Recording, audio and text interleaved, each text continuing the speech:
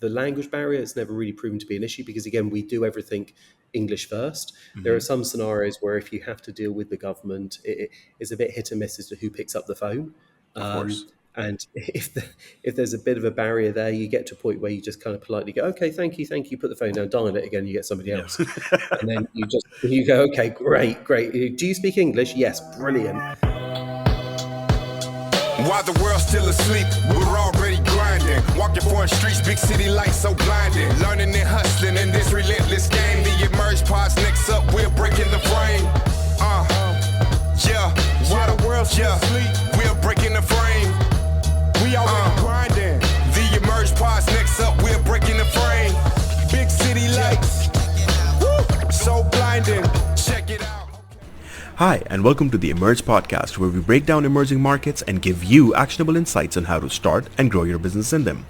Today, we're talking to Adam from MCG Talent, which is an award-winning recruitment company based out of the UAE, Hong Kong, and Singapore.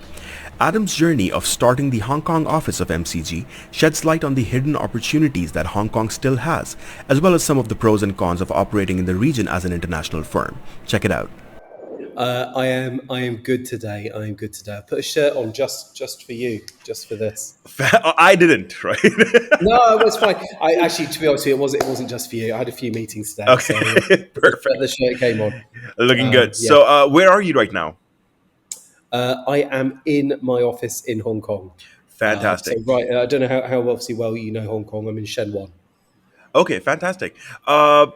So let's just get started. First off, thank you so much for taking the time to be on this podcast. And, I'm sure the stuff that we're going to talk about today is going to be super helpful for anyone who's watching or anyone who's excited about this industry all across Asia. And MCG, of course, requires no introduction. You guys are an award-winning company. You've been around for a while, and you have offices in multiple countries now. So instead Yeah. of asking you what MCG does and what, because again it requires no introduction, I'd love to know how it came to be. What was the journey that led to the creation of MCG as it is today? I can talk to you about, say, how I joined MCG Hmm. because MCG was already functioning at the point when I joined the business. So we launched as a company back in about 2010 Hmm. out in the Middle East, and I got contacted by my now business partner Justin in early 2016, and I'd been referred to him by somebody that we had in common, and we got talking. We got on really well. We discussed the opportunity and the possibility of me coming out to Asia for probably about 4 or 5 months actually, because it was a big decision for both of us. And the stars aligned, and I flew out and did some onboarding in the Middle East in the summer of 2016 before I then came out to Hong Kong literally with a backpack and a mobile phone and set the business up that way. That must have been an exciting journey, going from first London to the Middle East and then to Hong Kong. Yeah, I mean the Middle East was. It was only three weeks of onboarding and stuff. It was the first time I'd actually ever been to the Middle East, though, so I had no sort of like idea what it was going to be like. I'll be honest, I was a little bit sad. I remember leaving feeling quite sad because everybody was absolutely lovely and they were so welcoming, and it was just a really nice three week experience there. And then obviously knowing that I was going to be leaving to go and set something up on my own, that the reality had dawned a little bit that, God, there's no real going back now. And as the plane took off, I thought, God, I've got to make this work. Yeah. So yeah, it was good. It was good. Nice. So where did MCG stand when you joined it? Was it, had it just been incorporated, and did it have any clients back when you joined? In Asia, it had nothing. I mean, we weren't known when we came out to Asia. I remember, I think in the 3 weeks that I was in Dubai, I was setting up meetings in Asia off the back of trying to learn a little bit about what MCG does and the client pool that we had. And I think it was something like 32 meetings I'd set up Wow. for me when I came out, and everybody was super nice, wanting to meet up with you and I think a lot of the people I was targeting were maybe in similar positions. It was probably two-thirds expats, one-third locals. Hmm. So the two-thirds expats were kind of keen to share their story of what it was like to come out to Hong Kong, and were interested to kind of share that narrative with me. And then the one-third locals were probably curious about who's this Guilo coming out to Hong Kong to want to do business with us, and let's talk to him and see what he's all about. And yeah, I mean, it was like a baptism of fire. It was good. It was good. Good fun. Hard work though. Very very hard work. So it was just you starting the Hong Kong office. So what was the That's me. first year like? Did you start hiring a team? Did you get your office space? What was that like? Yeah, we did. Yeah, I mean, the first year was interesting. I mean, I think when I moved over, I chose to also live in like a service department. I'm very, just by my own nature, to a degree, quite risk adverse. Hmm. So I thought, I'm not going to go and suddenly take up a year's contract somewhere, because what if it doesn't work out? What if it all fails miserably? So I can always Yeah. get back to the UK. Um, so I moved into like a service department for 3 months. We'd done a lot of like sourcing to find a little office. There was a lot of things that still needed to be done when I got here, though. Hmm. So even little things like just getting a mobile phone set up, getting bank accounts sorted, dealing with the bank for the company accounts, um, doing lots of little things that you kind of take for granted but need to be done for a business to be set up. In addition to then building a brand, building a business, doing the marketing, getting on the phones, getting clients to want to meet with you, signing terms of business, picking up jobs, sourcing for the jobs, filling the jobs. It was basically a one-stop shop business that nobody even heard of or knew about. So I think the first 3 months were really tough, and I think for me the biggest hurdle I had to overcome was that in in London people knew who I was, Yeah. and I could call up the phone and go, "Hey, it's Adam from." People would, oh yeah, great. Hey, we've got a brief. We need your help on something, and things like that. Here, I'd call up, hey, it's Adam from MCG. They'd go, who? Like Right. what? And I think recruiters didn't have a great name Hmm. out here in Asia. So, well, some business I was surprised about. They were like, recruitment, what's that? So how does this work? Okay. So then I had to kind of explain to them actually what recruitment is and what we do. So it's a free service? No, it's not free. It was interesting on that. So you had to kind of educate some businesses. Other businesses, oh, we don't like working with recruiters. They're all terrible. They're rubbish out here. So you had to kind of educate those guys. But we quickly kind of found a rhythm, and for me, that rhythm was just to be authentic and be yourself, and True. don't try and be somebody else. I mean, I'm not Hong Kongese. I'm not Chinese. I mean, I can't pretend to be, so entrenched in their culture to know what they do and things. But I've gone, actually, if it's not working for you that way, maybe try this way. And it was Hmm. for me, it was like a quote unquote London style way of working, and you just kind of go on with it. And if you liked working with me, great. If you didn't, that's cool as well. You had other options. You can go to other places. Hmm. But then, as a result, that's what's kind of given us, I think, the grounding as to who we are now and the reputation that we have, which I think is good in the market. So that was the first sort of 3 months, and the first 3 months was tough. I remember thinking after about 2 months, I thought, God, have I made a big mistake here? Because it was just such hard work. And then I do remember the third month is when sort of the revenue started coming in, the deals were Hmm. being done, all the hard work that you had to kind of graft to get to was starting to happen. And then I remember I flew back to Dubai for the Dubai Christmas party, and it was really nice. Everybody again was super welcoming. Hey, oh my God, you're back. How's it going? Oh, tell me about all the good bits and the bad bits. And then I think early in the following year, we then hired our first person. So it was Hmm. somebody to actually support me to do more of the day-to-day diary So up management. until that point, it was just you. Oh, just me, 100% me. Wow. Okay. There was nobody else out here, so it was literally just me doing everything. And then hired our first person. That first person was a junior who had worked in a sort of sales-esque industry, Hmm. but had never done recruitment. So I had to train her up to do recruitment, to take some of the day-to-day pressure off of me, the screening of candidates, the organisation of interviews, stuff like that. So I could then do more of the client development strategic work. That then was a really good relationship that lasted with that individual for about 3 years, Hmm. and then over the course of that year, I think we might have relocated somebody else, maybe from Dubai. They put their hand up and said, I'd like to come out to Asia because they could see that Asia was doing well, it was performing well.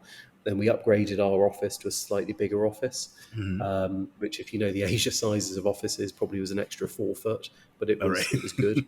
Yeah. Yeah, it wasn't a huge upgrade, but Yeah. it was definitely an upgrade to put a few more people in the office.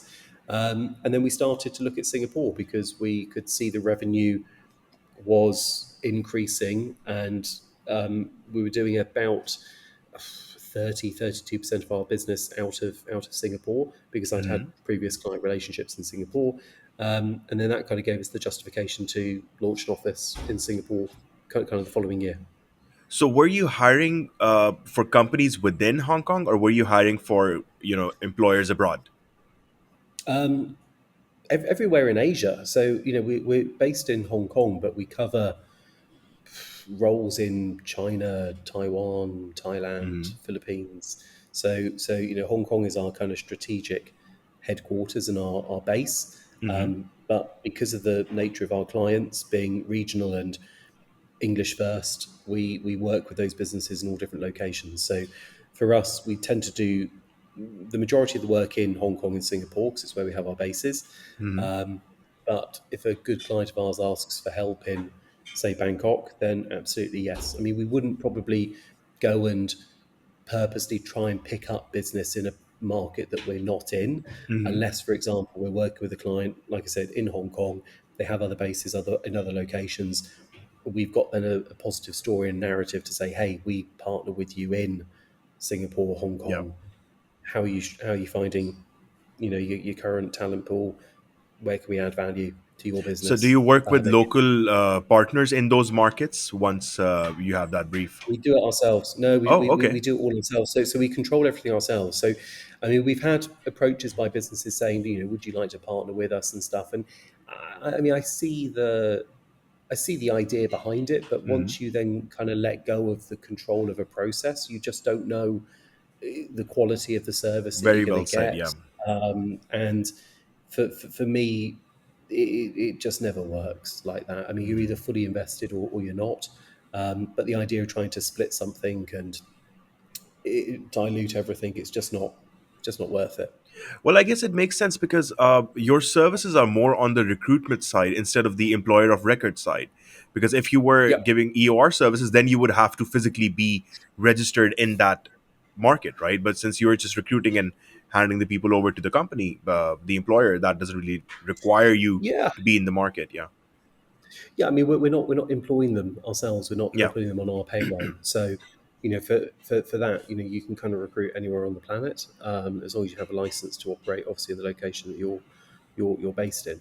Hmm. And for us, again, we look back on it and we think, Hong Kong is still a compelling sell to have a base based in Asia. Hmm. When you kind of add up all the sort of various pros and cons that each location has. So, yeah, for us, this is our kind of strategic headquarters, and Where does taxation rank in the list of pros? Number one. it's pretty good. Yeah, Yeah. it's not bad. It's not bad, Hong Kong. Yeah, I mean, there's a few good places. But Hong Kong is one of the it just feels for an international business setting up. Hmm. Despite a lot of rather bad press that you can find online. It, Absolutely. it, Yeah. it's got more positives than negatives. I mean, I'd be hard pressed to say find any country you're going to find bad press about government and regulations and things like that. Here it is actually very well regulated, and doing business is actually quite straightforward. I think Hmm. for me, though, again, just trying to learn all the little small nuances of how to set things up at the beginning. The first couple of years were just crazy because you were going, this just isn't how I used to do it in the UK, or Yeah. I was used to everything being online. Now everything is paperwork and slow and clunky. It feels like you're kind of doing business in the 70s. Yeah. I mean, I even had some people say to me at the beginning, "Can you fax this over to me?" I said, "I Oh. don't own a fax machine." Like what?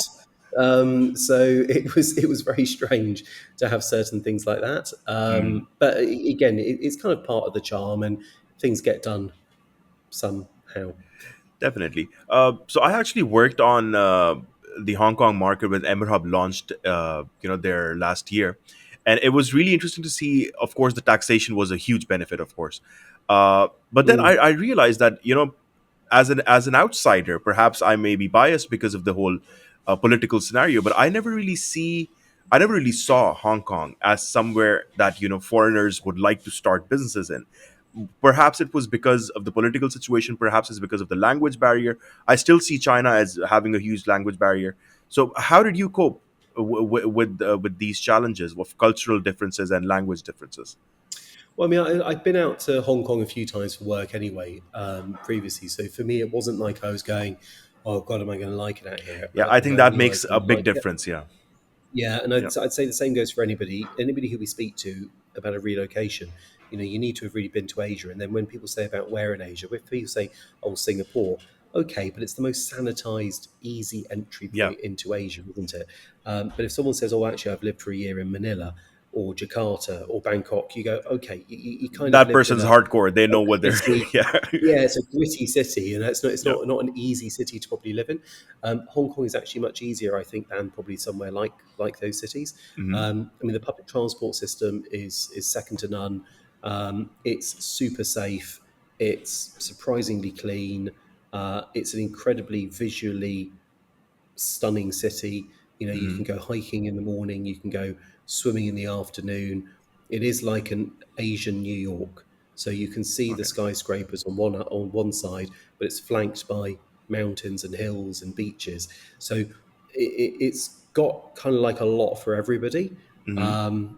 But the language barrier has never really proven to be an issue because again we do everything English first. There are Hmm. some scenarios where if you have to deal with the government, it is a bit hit and miss as to who picks up the phone.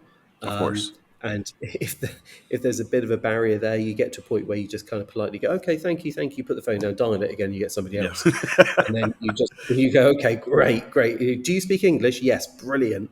Um, it's become probably more Chinese since I moved out here in Okay. 2016. So the city felt more international back then. But then, what with the kind of protests we had in Yeah. 2019 and the sort of restriction around voice and how you kind of have to approach certain things, and Hmm. then obviously with COVID, a lot of people left. But what has been interesting for us doing recruitment is that people are coming back, and Okay. we've gone to market, for example, recently with a job where a particular client here in Hong Kong wants somebody internationally. We've reached out and we're not getting kicked back. We're getting actually, do you know what? That sounds like a super cool job. I'd love to come to Hong Kong. Okay. So people are actually quite interested. People's memories are quite small, when it Yeah. comes to bad things. They forget these things. I mean, I've lived here and seen it, so you kind of still hearing about those things and they're there. But most people go, "Oh yeah, I forgot about that." Yeah, it's gone. So actually, it's okay. It's okay. And I think again, if you were to come out now and set up a business out here, well, you don't know any different, so you Yeah. don't really see a difference. You don't come out here and go, "Oh God, this is different," well, because you haven't got anything to compare it against. Absolutely. But what's it like actually living in Hong Kong? Because I've been talking to a lot of people from different markets, and I feel like eventually we're going to make a list of the cost of living and the cost of doing business in these markets. Where do you think Hong Kong ranks in that, in terms of not just the cost of setting up and cost of running a business, but also the amount of money that can be made? Because of course, in some countries, I would say that if you were doing this exact thing back in the UK, you might be able to charge more money for it than you do right now. Would that be a fair assessment? Mm, actually, no. I'd say our rates in Asia are probably higher than the UK. Okay. So typical recruitment rates for, say, our industry and the verticals that we operate in, they're kind of around 20% in Asia. Okay. I'm hearing more in the UK, they're between 15 and 18%. Hmm. Middle East, again, probably 15 to 18%. So the rates are a little bit higher. Then when you look at places like Japan, you can charge 35, 40% rates. I met actually with somebody just now, and he was telling me a story about how a client was struggling so much they're actually paying 100% rates Wow. Okay. on salaries in Japan. Um, I'd question how bad is that company that needs to pay 100% fee to try and get somebody in. They can't be that attractive as a sell. Yeah. Different markets just obviously have different rates. But then, how much I had is the salary across these um, markets? so again, I think if it's a tier one city, it's comparable. So Okay. Hong Kong, you're going to be worth the same as if you went to Singapore and other places like that. If you're then looking at somewhere like a Bangkok or a Jakarta, you can probably take off 20, 30, 40% off your salary. Hmm. But then there's always those anomalies where, again, we placed some people in Jakarta recently and they were paid the same as they would have been paid in Singapore. They're just going to be Okay. financially much better off. But then you pay more Absolutely. tax. And Yeah. then, so it kind of, there's all these things that kind of even out. And it's also so dependent on your own personal situation. So if you've got Hmm. kids, if you need a car, if you need, certain things like that. I mean, having a car in Hong Kong is expensive. Having a Okay. car in the UK is not expensive. Hmm. Here you've got to pay for parking everywhere, and you've got tolls, and you've got this, and you've got that. So running a car here is quite a bit. Singapore, it's even more. But if you have a family and you've got four kids, you're going to kind of need a car. You're not going to want to get on a bus and get in Absolutely. an Uber every time. Yeah. So you've got to kind of weigh up what's important for you. And then schooling and education and private schooling, local schooling. So they are kind of things that even out a bit. So what you maybe save in tax, you pay elsewhere. Hmm. But if you're single and you want to earn good money and get your head down and work hard, um, places like Hong Kong reward, I think, that way of working very well. That makes sense. And I feel like that's the effect of globalization, right? You can pretty much make the same amount of money in almost all markets, unless you're going somewhere like Malaysia, where, of course, things are very different. But you can Mm, pretty much make the same amount of money anywhere. It's just about the dynamics of that market and how much you can drum up business. And now, since again you were there from the start for your company in Hong Kong, how difficult mm. was the business development part? I know you mentioned that you had to educate a couple of clients, but were you primarily conducting outbound calls, or was this inbound traffic? How were you generating business? I mean, nothing was inbound Okay. because nobody knew us, so they weren't aware of us. I mean, everything was outbound. So again, it was you had to kind of just really roll your sleeves up and get stuck in, Hmm. and it was a combination of volume and quality and quantity. Hmm. And they had to come in equal measure. And I find anybody who's going to set up a business out here, that's really hard to do. There's lots of people I've met with, and they're great at picking up the phone and just bashing through numbers and things. But if the quality is not there, or the follow ups are not there, or the proposition and the sell isn't compelling enough, and you don't have a USP, it doesn't matter how many calls you're going to make, you're not going to do any business. Equally, you could be fantastic, but if you're only going to make 4 phone calls a day, you've got to play Yeah. the odds. And to try and have that balance is really tough to do. And you've got to just be resilient. You've just got to keep going at it. But then equally, at what point do you get to that you go, hang on, this approach isn't working. So you then have to move on. You have to try a different approach. Yeah. So it is a bit of a kind of like a hit and miss to begin with, because each Hmm. business and each sell will always be slightly different. But you just got to keep at it. But it was all outbound at the beginning. Now we're getting inbound stuff. Of course. But again, the market is also a little bit different now. I think it was probably a bit easier when I set up, Hmm. because it was just a different time. But even though the market might have been, say, a bit easier and a bit more buoyant, nobody knew you. Whereas now everybody knows us, but the market's a bit tougher. Yeah. So it kind of evens itself out, I So think. did your presence in the market actually, result to there being higher competition, because, copycats are happening every day? Yeah, I mean, we've seen that. I mean, I think for me, Hong Kong or Asia in some respects, for our verticals anyway, always seem about sort of 3 to 5 years behind where maybe Hmm. London was. So when I came out here, there weren't many in-house heads of talent or in-house recruiters within the agencies or the brands and businesses. So we could pick up business that way. Whereas now businesses are trying to cotton on to the idea that, well, actually we can just do it ourselves. Hmm. Why do we need your help? The quality then of those people when they started to come in was average at best, because there weren't people that had worked in, say, advertising and media doing a talent role. So they would bring somebody in from oil and gas to do a talent role in a media company. So then, how on earth can a talent person review a folio or a creative director's book when they've never worked in that space before and they've worked on Absolutely. oil and gas. So that's when they struggled a bit, but now they're getting better, and that's where we're seeing our competition. There aren't that many recruiters, if I'm honest, that we come Okay. up against. There's a handful, and it tends to be the odd individual recruiter Hmm. versus big businesses. There's not the same competition as you'd get in like a London or a New York. So within our space, it tends to be the odd individual. Yeah. Okay.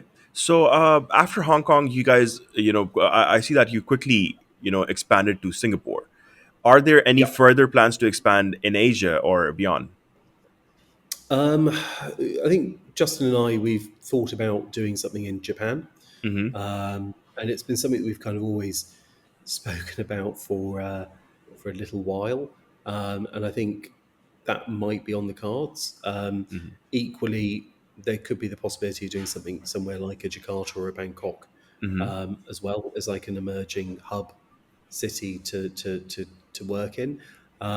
We've got our office obviously in Colombo, but we don't work in the Sri Lankan market. But Hmm. that acts essentially as our kind of 180 resource lead generation candidate focused hub, Hmm. doing a lot of outbound market mapping. Yeah, I think it's COVID's done us a bit of a favour in the Of fact course. that beforehand people were resistant to using you if you're not in market. Hmm. That's one thing COVID's done that has given us a bit of help, because people were just, but you're not here, you're not here. Now you can say, actually, we don't need to be there.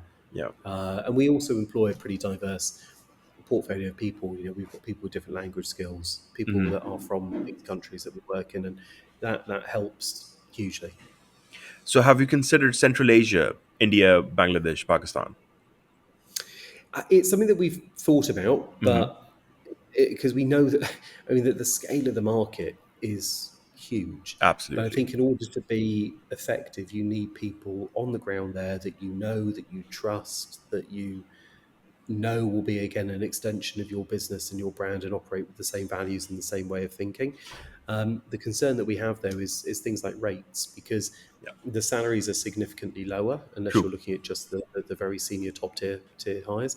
And we have a client at the moment. I mean, again, it was literally this morning, so it's a good time we were talking about it, because we work with that business at 20%.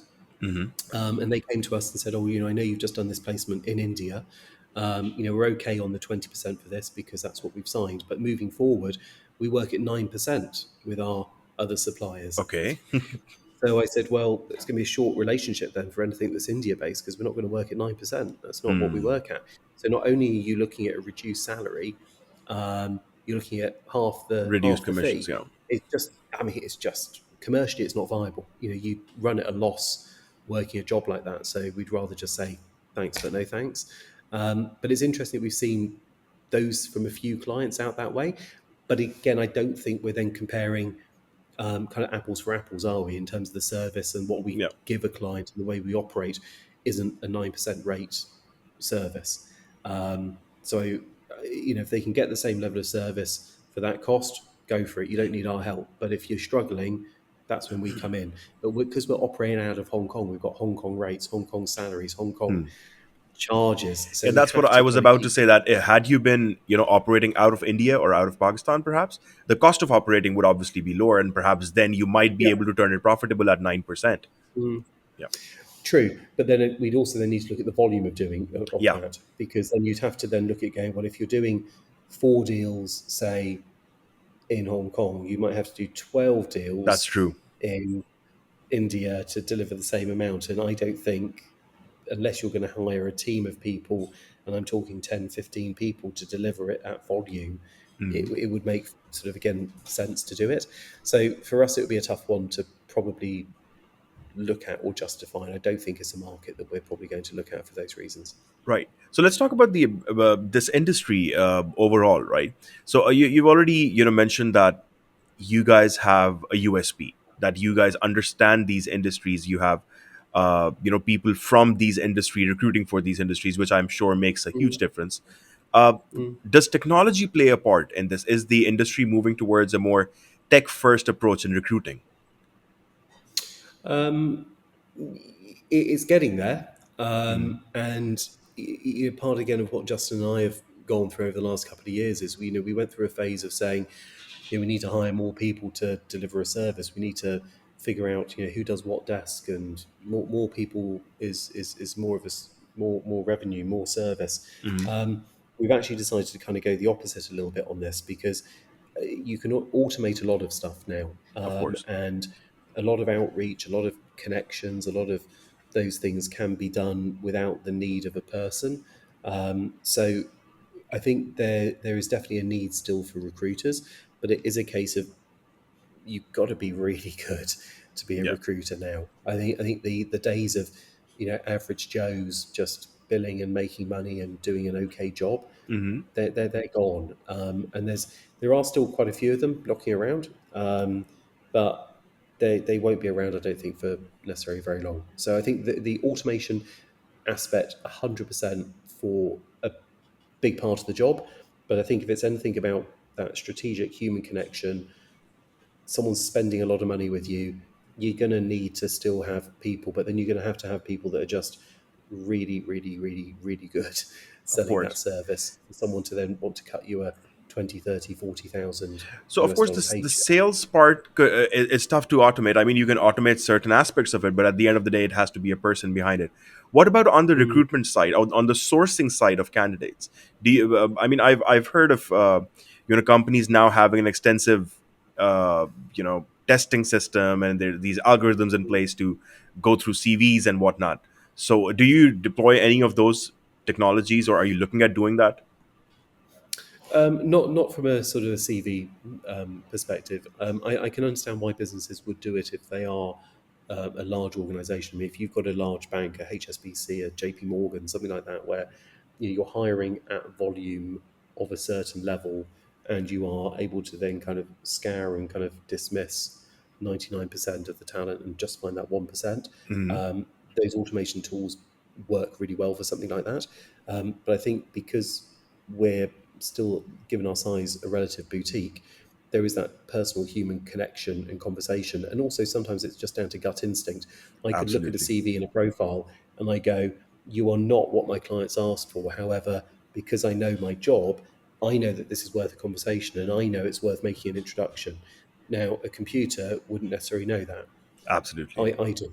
So I think there's that, again, comes back to that point where we can absolutely automate certain parts where you keep in touch with candidates. You can have mailers, you can have taps on shoulders of little things, and Mhm. that I think works really well. But the more strategic side of things, I don't think we're quite there in the technology yet. Okay, but then let's talk a bit more about that process. What does success look like in recruiting? Because I'm imagining that if I have a brief for a position, I hand it over to a recruiter, they find me someone, and I really like them in the initial interviews.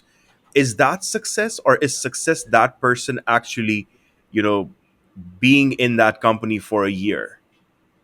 How do you measure success? Hard one to it's a hard okay, it's a good question. I mean, it's a hard one to kind of measure. So I Mhm. mean, as the recruiter, we always get the blame when things don't work out. It doesn't Absolutely, matter. yeah. It's like you provided me with this person, it didn't Yes. work out. Yeah. Some clients are pretty good and they go, look, actually, what, we screwed up or something. But Mhm. I mean, for me, it's down to both sides. You've got to have a candidate that knows what they want, and it's our job to question them and probe them and ensure that we're putting the right things in front of them. Mhm. In turn, you've got to have a client that has a very clear process. They equally know what they want, and that they have a thorough screening through each stage, so that at the end of it, you're kind of entering into a partnership and agreement that I believe you're the right person to work with me and you believe that I'm the right company for you. Once you've made that connection, kind of arguably my job as the recruiter is done. Mhm. If I then join you as a business and you don't give me a laptop and you are rude to me on the first day and you've promised me that I'm going to work on Nike and in the end you end up giving me a dog food account to work on, Yeah. I mean, I'm going to go, well, hang on, there's issues here. Well, that's not my fault that that's happened. But So you'll there's still be an blamed. Yeah. yeah, well, yeah. Oh, God, I paid From all this both money for sides, this actually, person. from the candidate and the company. They're Yeah, both going to come back to you. Yeah. exactly, exactly. Hey, you said this, you said that. I mean, I think that's also where, again, over the years, you learn to navigate those problems, those issues, and those things. Now they rarely happen, but there are sometimes scenarios where things just don't work out, Yeah. and it's then down to us as a business to figure out a solution with that client and try and work around that problem with them as best we can. Otherwise, you'd never have repeat business with with companies. There's always going to be problems and issues. So you've got to kind of come up with a solution that everybody's ultimately happy with. But our job is also to try and keep in touch with the client and with the candidate, certainly through that probationary period. I think unless those candidates become friends, it's difficult to keep in touch with them much Absolutely. past, say, 3 months, because it's a bit odd if your recruiter keeps calling you, checking and saying, "Are you still okay?" Of Five, course. 6 months into it. So it's then kind of down to look. You've got the runway. You've got to go and run with it and make sure you're able to deliver on this job. And if you have any problems, my number's here. You can reach out to me at any time. So that's kind of how it works. Okay, that makes sense. So, on the candidate side of thing, you've mentioned that the recruiter has to be really good in Mm, today's market, because again, it's getting competitive. There are people starting these agency. There are people are now going to in-house, mm. talent sourcing as well. Uh, so, what makes a recruiter good? Is it finding good candidates? Is that what makes a recruiter good? No, I mean, I think so. So for me, recruitment is kind of made up of three parts. So you've got the candidate sourcing part, Hmm. number one, because you don't have the candidates, you're not going to make any placements. Number two, you've got the project management, the process, the organization, the structure, the following up, the detail, the all the little things that you don't want to get to the end of the process and go, oh my god, I forgot to ask if they've got kids and there's a relocation involved, and Right. oh no, God, I've messed up. So it's making sure the attention to detail. But the third and the toughest part is the client development. It's the new business. It's the Hmm. going and finding new clients. Because unless you're going to join a business where you have a bunch of retained relationships and all you do then is service those clients, finding new clients as an agency-based recruitment firm is tough. It's the hardest part of the job. It's the part of the job that I personally enjoy the most, Yeah. but it generally is the hardest part of the job. So if you're going to do a role like that, that's what's called a 360 recruiter. You're doing the whole process. So trying to find 360 recruiters is really, really, really tough. So what we've looked to do is we've actually tried to break those roles down to give people the best chance of success, which is why we've got the team in Sri Lanka doing the candidate sourcing, the market mapping, the speaking to the talent. Then we've got the client managers, the guys that organise the process, the structure, and then Hmm. we've got myself probably doing the majority of the client development, growth, winning the work, bringing the business in. So if you can kind of set up a structure that looks like that, that works really well. But inevitably, everybody still has to kind of roll the sleeves up and get stuck in. Absolutely. And how big is MCG in Singapore and Hong Kong? How big is your I mean, team? combined with just under 10 in Asia. Okay. So we're not massive. We're not massive, but we don't have any intention to become huge as well. I think sometimes there was a perception that both Justin and I had, which is the more people you hire, the more successful you are, the better it looks, the more money you make. Uh, Maybe if you get to 50, 60 people, Hmm. but honestly, getting to 15 or 20, your profits are the same, if not less. You just inherit more headaches and more problems and more issues. So I'd much rather keep for us anyway, a strong, high performing team, rather than having lots of bums on seats just for the sake of it. It makes no sense. So we're going to keep the business of a similar size, I think. No, but is that because there's low demand in the market, or are you just happy with the way that you're fulfilling that demand? It's probably a mix of both. I mean, the market, the sectors that we operate in are multi-billion-dollar market sectors, Hmm. but in the whole scheme of things, they're considerably smaller than working in the finance industry or the construction industry.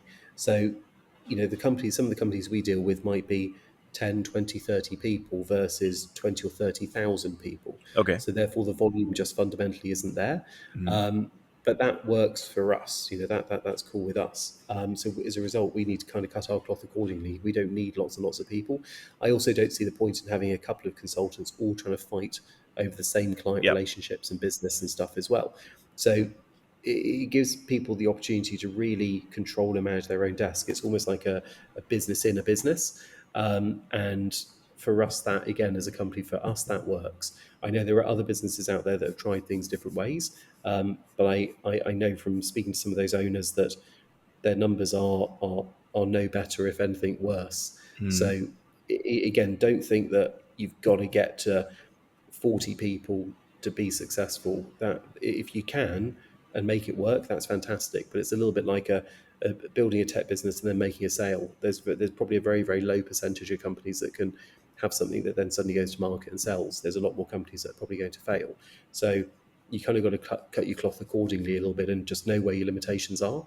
Hmm. And you can have an easier and more successful way of working that way. But well, that's at least my take on it. I kind of agree to that. But then I guess it falls back to your way of generating new business and developing these relationships, because had you had more inbound volume, do you think your growth would be faster? Because as of right now, you're doing Yeah, outbound only, right?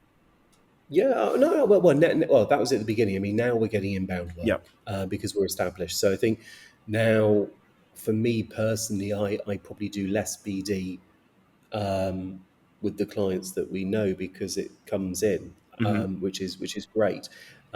But you're always then reliant upon the same businesses. So you've got to kind of keep looking for new clients. You've got to yeah, keep speaking to new businesses because you never know when the current tap could kind of turn off. I mean, in an ideal world, yes. I mean, if you could have two or three of me in the company bringing in clients and selling different services, yeah, I mean, yes. I mean, the company could be four times the absolutely, size yeah, that we are. But then you start then going trying to compare yourself to a Robert Walters or a Hayes or a Randstad and go, well, where do you stop? I mean, you can always become bigger, can't you? yeah.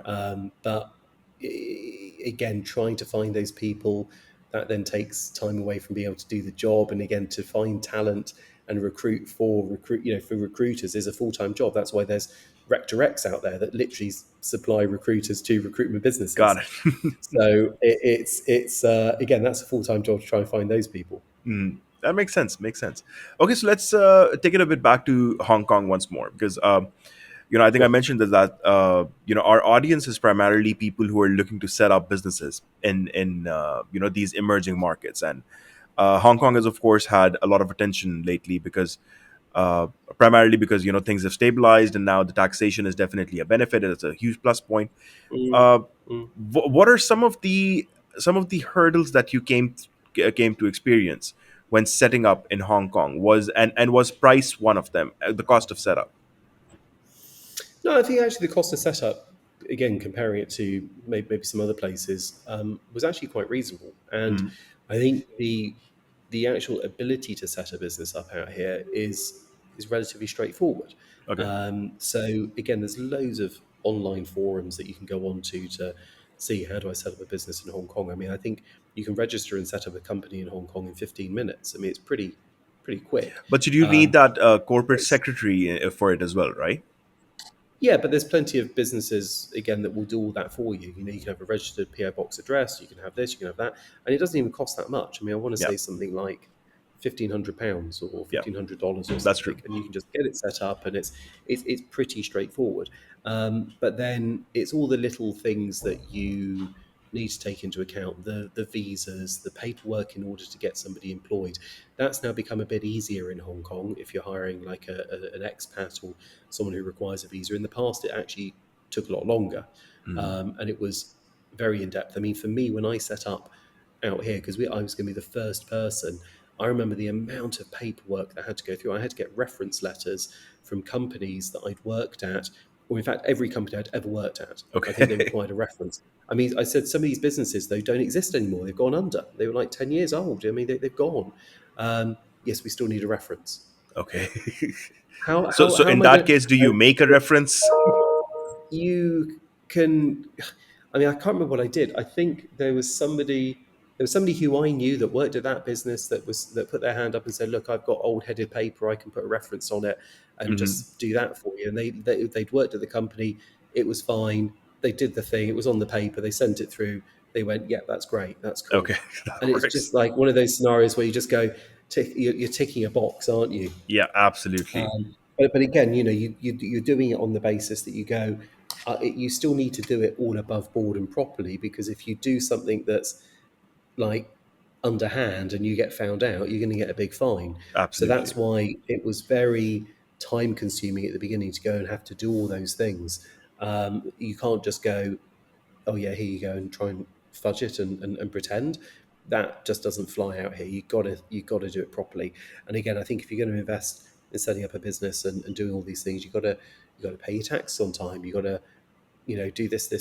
I mean, it's all very, very important to do all those things. I remember, we've gone through a few different names as a company on the front, and just the brand name, Hmm. but the registered name in the company has remained the same for since its conception. But Okay. as a result of some of those names changing, we even had like one of the sort of like employment agency bureau people want to come over and have a conversation. And they said, "But what's going on? Like your name keeps changing." And I said, "Well, it's just because we've rebranded. Because as we've Yeah. grown, we've opened up a new office, or we've collaborated, we've done something else. We've just changed our brand name and our logo." But the bit and they said, "Well, they was like, oh, but it's not the same." I said, "But it is." And you show them everything. And I said, "Well, what do you want the company to be called? I don't care. You tell me what you want it to be Yeah. called."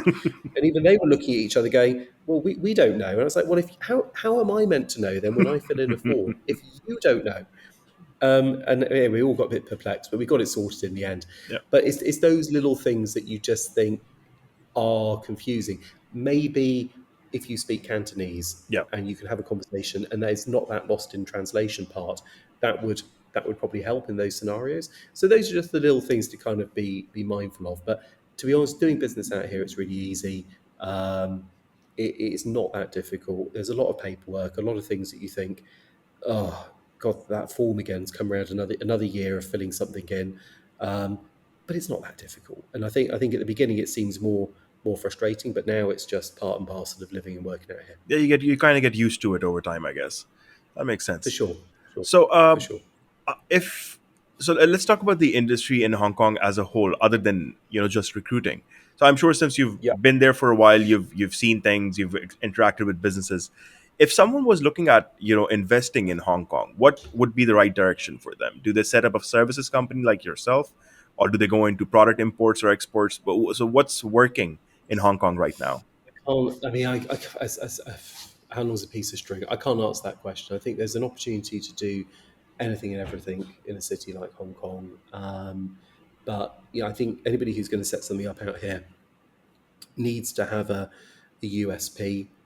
They need to have done their research. They need to know it's going to be hard. It's not going to be easy. Hmm. Um, if it is easy, it's through probably luck, or maybe by the fact that they have got something that is incredibly unique.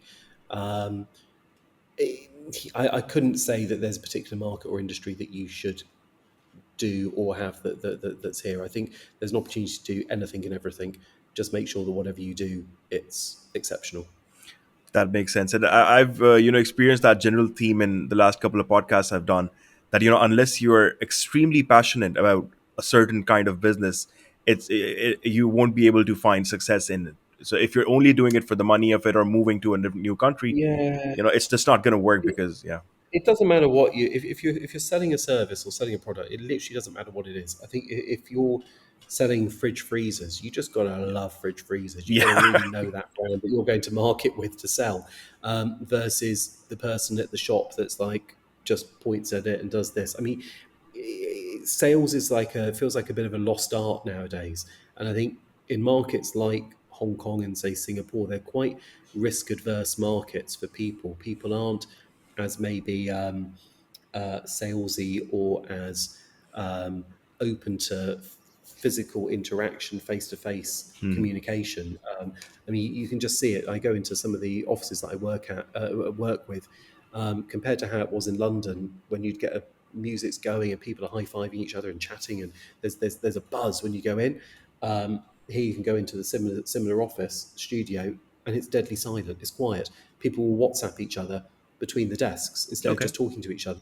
So you've got like a different type of dynamic and market. So again, you've got to be prepared for if you come over here, it's going to be different for sure. So do your research, do your trips, make sure it's something that you're comfortable with, and it's somewhere that you can see yourself or the business sort of succeeding in. Fantastic. No, I feel like that you've really understood the market, and I do understand that your approach to recruiting and the way that you're keeping yourself hyper focused on quality. So I can kind of understand why at this point MCG might be at that level of success, because you're really focused on high quality recruitment instead of just mass Mm. recruitment in smaller markets or whatever. So Mm. Mm. yeah, it kind of makes sense. So I always like to keep like a couple of minutes in the end for my guests to talk about their business and how somebody could get in touch with them, what kind of services they offer. So a Yep. kind of a plug for MCG, if you may. Amazing. The elevator pitch at the Yeah, end. absolutely. So we have four key verticals: marketing, creative, communications, and digital. We operate across the Middle East and Asia. Asia, if we're going to talk focus on Asia, headquartered out of Hong Kong.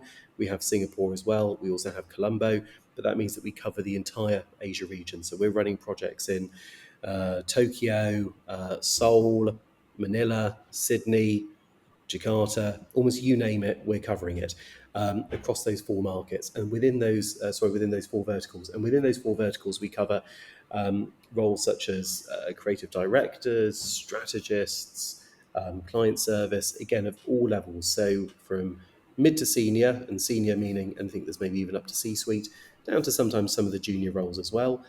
We're a mixture of agency and brand. So we work with small independent agencies through to big global networked agencies. And then we work with brands from insurance to airlines. Again, you name it. If it covers those four verticals, we cover those markets and those roles.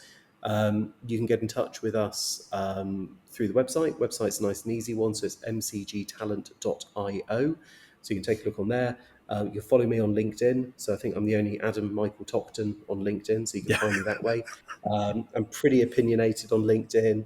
I post probably about 2-3 times a day content, a mixture of personal and industry-related information.